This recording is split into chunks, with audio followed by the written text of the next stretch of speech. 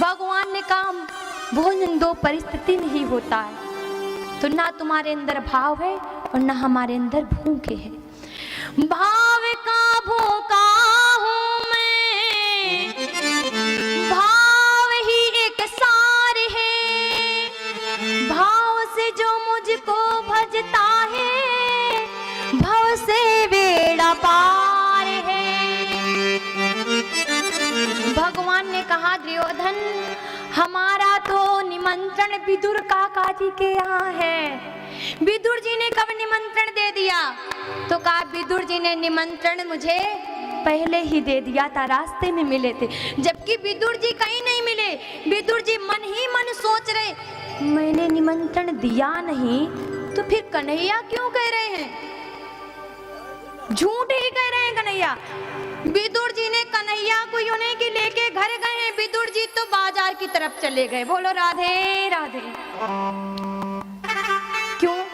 क्योंकि विदुर जी ने सोचा कन्हैया मेरे घर जाने वाले और मेरे घर में कुछ भी नहीं है और लेके भी कन्हैया को जाना। अच्छा आप बताओ, भाई लोगों में से भैया लोग बताएंगे, यदि आपके घर में कोई मेहमान आने वाला हो और आपको उस मेहमान को स्टेशन से लेने भी जाना हो और आपके घर में उसके स्वागत के लिए कुछ ना हो, खिलाने पिलाने के लिए, तो पहले क्या करें? लेने जाएंगे कि खिलाने पिलाने की व्यवस्था करेंगे? क्या करेंगे भैया? तेज से बोलो। व्यवस्था करेंगे। बहुत सुंदर, एक बार ताली हो जानी चाहिए। विदुर जी ने भी यही किया। विदुर जी पहले गए, सोचे कन्हैया घर में आएगा, कुछ पाने के लिए नहीं है, पहले लेने के लिए गए, बाजार से लड्डू लेकर के आए। विदुरानी तो भाव में डूबी रहती थी, कब कन्हैया आएगा, कब मैं कन्हैया को अपने हाथ से खिलाऊंगी। हर पल विदुरानी को इंतजार रहता था। भगवान को एक बार कोई पुकारे तो सही, भाव से भजे तो सही। भगवान ना 56 भोग के भूखे नहीं है, सच कहती हूँ माँ। भगवान यदि भूखे तो हमारे केवल भाव के भूखे हैं। हम लोग उस परमात्मा को दे ही क्या सकते हैं? हमारे पास में देने के लिए है ही क्या? सब तो उस परमात्मा ने हमें दिया है, सब कुछ उसने दिया है। संसार में हमारे पास में जो भी है सब परमात्मा ने दिया है। हम उसे क्या दे सकते हैं? क्या देने लायक है? यदि वो भूखा है तो मेरे भाव का भूखा है। कोई भाव से कहे तो कि कन्हैया तुम पालो, कोई उसे भाव से पुकारे तो सही। जीव जब इस संसार में आके ना परमात्मा को भूल जाता है तो परमात्मा को वैसे ही कष्ट होता है जैसे एक माता पिता की संतान माता पिता को छोड़ के चले जाते तब कष्ट होता है ना, वैसे भगवान को कष्ट होता है।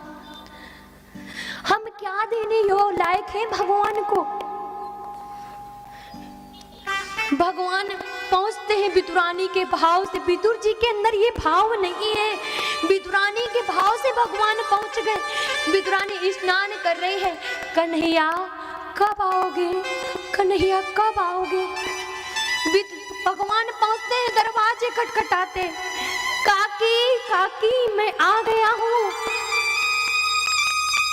विदुरानी का को होश नहीं है, निर्वस्त्र है, निर्वस्त्र होकर के दरवाजे खोलती है। कन्हैया को देखती है तो गले से लगा लेती। देखा भगवान ने कि काकी निर्वस्त्र ने अपना पटका लिया और डाल दिया मैया के ऊपर।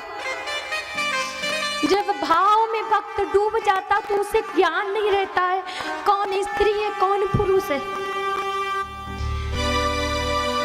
क्योंकि उसकी दृष्टि एक हो जाती है। ना उसे स्त्री में कोई भेद लगता है ना पुरुष में लगता है। तो जैसे भगवान को देख करके विदुरानी बड़ा प्रसन्न हुई। बहुत देर विदुरानी को याद नहीं रहा भगवान खड़े हैं।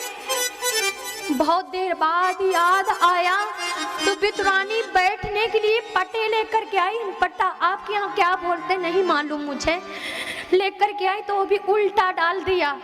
भगवान इतने भाव के भूखे कि वो उल्टे में भी बैठ गए। ये भाव का है। विदुरान भगवान ने कहा माँ भूख लगी है। काकी ने कहा लाला कुछ भी नहीं है घर में। बहुत देर बाद याद आया केले रखे हैं। विदुरानी भाव से केले को छीलती है और केले को फेंकती जा रही है, छिलके को खिला रही है। भगवान खाते जा रहे हैं। भैया माँ एक बार नहीं कहा भगवान ने कि माँ तुम केला नहीं केला का छिलका खिला रही हो। विदुर जी आए। विदुर जी ने देखा केलों के छिलके तो एक नहीं दिख रहे हैं, केले का ढेर लगा। विदुर जी ने कहा विदुरानी क्या किया, ये तुमने क्या किया, कन्हैया को छिलके खिला दिए क्या? विदुरानी रोने लगी। कन्हैया तूने मुझे अभी तक क्यों नहीं बताया, और तू कह रहा था कि ऐसे केले मैंने खाए ही नहीं जैसे केले आज मैं खा रहा हूँ। भगवान ने कहा, भगवान कहने लगे माँ सच कहता हूँ, तुम यदि भाव से खिला रही थी तो मैं भी भाव से खा पा रहा था। मुझे भी पता नहीं चला कि मैं केला खा रहा या केला का छिलका खा रहा हूँ। भगवान 56 भोग के नहीं भूखे। लड्डू दिया विदुर जी ने। विदुर जी ने पूछा कन्हैया लड्डू कैसा लगा? का विदुर जी से कहा काका सच बताऊं? हाँ सच बताओ कन्हैया। वो स्वाद नहीं जो मेरी मैया के केले के छिलके में स्वाद था, वो स्वाद आपके लड्डुओं में नहीं है। लड्डुओं में नहीं है वो स्वाद। भगवान यदि देखो आप लोग सोचो भगवान 56 भोग के भूखे होंगे, हम 56 भोग लगाएंगे तो भगवान आएंगे।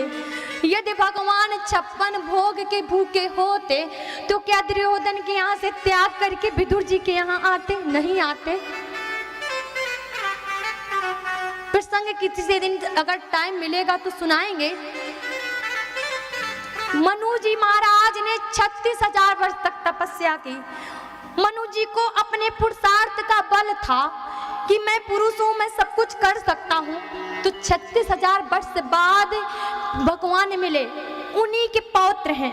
कौन? ध्रुव जी महाराज। आपको कल कथा श्रवण कराएंगे। तो उन्हीं के पौत्र ध्रुव जी महाराज को भगवान ने भाव के में से भगवान की भक्ति करते थे। ध्रुव जी महाराज कितने में दर्शन दिए? केवल 5 महीने की भक्ति में दर्शन दिए। बस हम सब लोग एक तुच्छ से प्राणी हैं, भगवान के अंश हैं। वो ईश्वर है, हम उनके अंश हैं।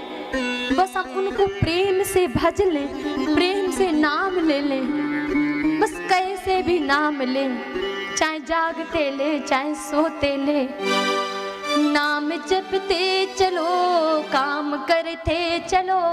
ताली बजाएंगे, ये देखो ये नहीं बजवाएंगे, आप लोग बजाएंगे। नाम जपते चलो काम करते चलो। गाओ आप लोग। क्या करना है? चलो नाम जपते चलो काम करते चलो। नाम जपते चलो काम करते चलो। हर समय कृष्ण का ध्यान धरते चलो। हर समय कृष्ण का ध्यान धरते चलो। तेज से बोलो, आवाज नहीं। हर समय कृष्ण का ध्यान धरते चलो। हर समय कृष्ण का ध्यान धरते चलो। काम कुछ भी करो, भगवान को नहीं परिवर्तन पड़ता। भगवान कहते संसार में भेजा है तो काम भी करना पड़ेगा, पर काम संसार का करो पर मन अपना मेरी तरफ रखो। जपो मुझे निरंतर, मुझे भजो। तो विदुर जी महाराज के यहाँ भगवान कृष्ण आते हैं और भाव से बातें